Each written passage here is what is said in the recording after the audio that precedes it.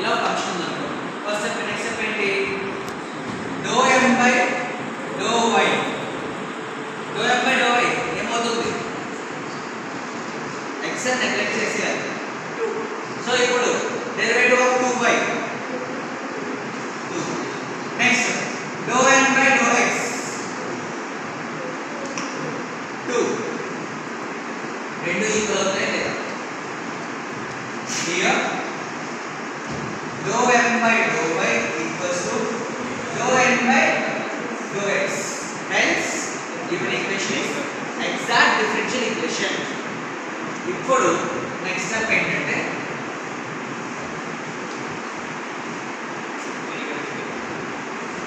next step finding general solution.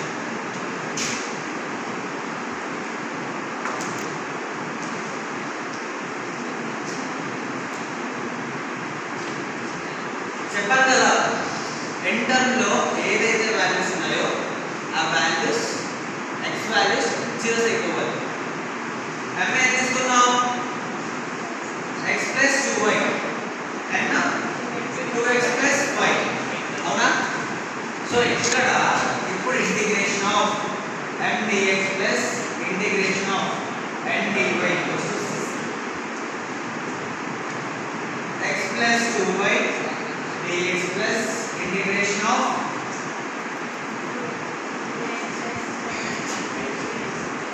y dy equals to 0. Okay na? X equals to 0. So x terms ni neglect chesiyali. Okay na? So next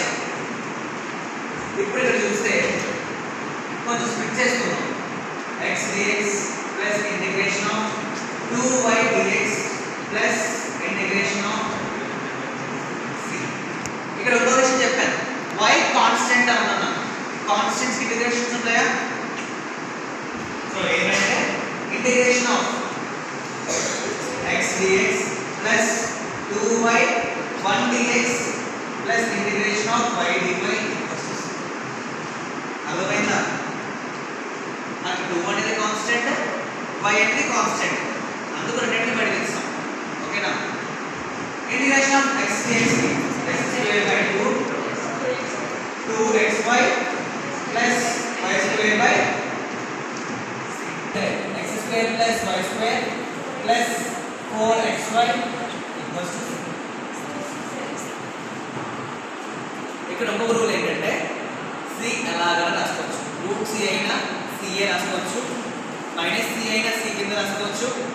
2C అయినా C కింద రాసుకోవచ్చు ఏమైనా constant term C so C కింద రాసుకోవచ్చు ఓకేనా అర్థమైందా లేదా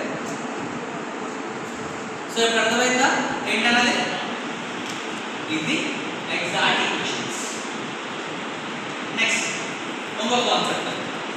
సంక్షిప్తంగా టాపిక్లోని ఇలా ఒక కాన్సెప్ట్ కూడా చెప్పేస్తాను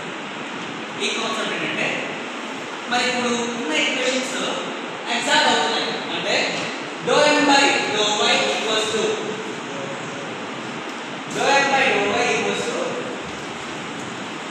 do m by doe x అవుతున్నాయి మరి అవ్వకపోతే అన్ని ఈక్వేషన్స్ అవుతాయా అవ్వకపోతా మరి వాటిని ఎగ్జాక్ట్ చేయడం ఎలా అంటే వాటితోటి కొన్ని ఇంటిగ్రల్ ఫ్యాక్టర్స్ మల్టిప్లై చేస్తాం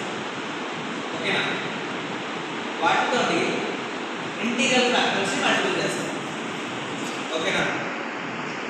ఈ మల్టిప్లై చేసే ఫంక్షన్స్ ఫర్ ఎగ్జాంపుల్ ఇప్పుడు m of x, y n of x, y అనే రెండు ఫంక్షన్స్ ఉన్నాయి అమ్మాయిలు ఈ ఫంక్షన్స్ ఎగ్జాక్ట్ అవ్వట్లా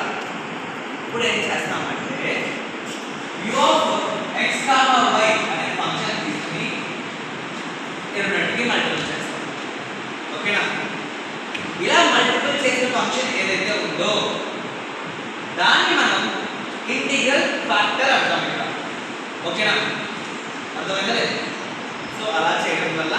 ఆ ఈక్వేషన్స్ ని మనం ఎగ్జాక్ట్ ఈక్వేషన్స్ గా మార్చవచ్చు ఓకేనా అర్థమైందా సో ఇది టాపిక్ ఇంట్రడక్షన్ ఓకేనా రాసుకోండి